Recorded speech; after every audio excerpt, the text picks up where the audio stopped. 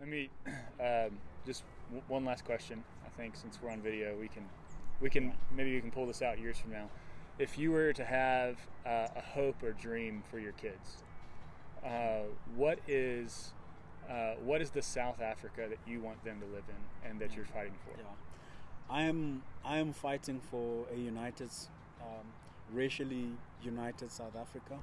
We are so divided right now, and historically there have been so many things that have happened. I'd love my children to not be battling with the things that we're battling with today. I'd love for them to look at a person who's different from them according to race and say that person is made in the image of God, and for them to understand that they are made in God's image and not feel less of who they are. So I dream of a South Africa like that. I dream of a world like that. We bleed red, we're the same in many ways. And just, I think the pigmentation of our skin has separated us for many, many centuries. And I'd love, man, for our kids to have a different reality. And I think the things that we do now will shape that. And there are brothers and sisters around the world who are passionate about the same things. And I think we want to, and I think it's possible because of the gospel, in the gospel we see how Christ breaks down that wall of hostility, how he takes down all these man-made barriers. He created us in his image.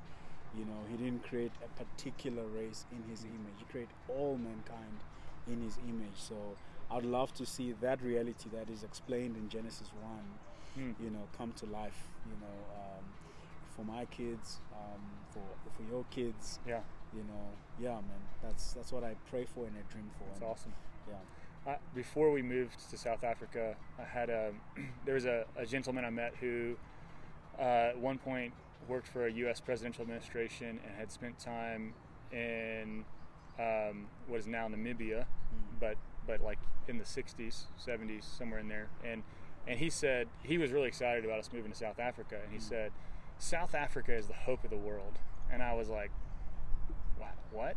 And he said, look, because he's pretty in tune with what's happening in Southern Africa with colonization, racial tension, and apartheid, and those kind of things. And he said, look, he's like, if South Africans can get the gospel right, if they get the gospel and they can live the implications of the gospel, they will display to the world what the church can do. Amen. And I was like, wow, that's good stuff. Sure. So, well, man, thanks for chatting today. Appreciate it. Appreciate you as a friend. I appreciate you, man. Yeah. And I appreciate just your heart for Africa. We do need more partners, who would partner with us in this way. So really thankful for who you represent and what you represent. Not only just you, but Kelly and your kids. Man, just really thankful that, and again, the solutions is not only just going to come from Africans. It's going to come from everybody taking part. So really I'm thankful for supporters and our supporters that are making that possible. And I think, so really thankful for that, man. Cool, man. Thanks, man. Cool, bro.